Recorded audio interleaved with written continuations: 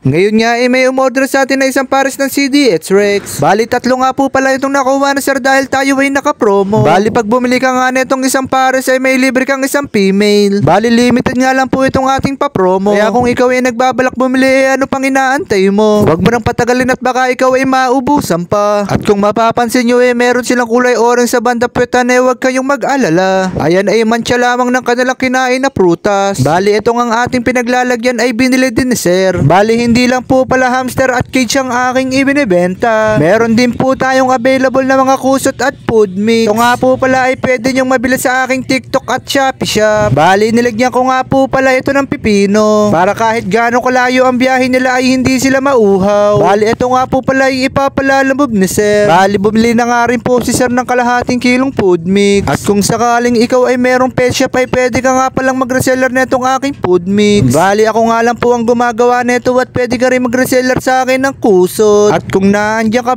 baka pwede naman palambing ako kahit konti. Baka pwede mo naman pakilike and share itong aking video. At pakipalo na rin po itong aking page. Para kung sakaling ako ay mamimigay uli ng hamster sa aking mga followers ay makasali ka. Maraming salamat po.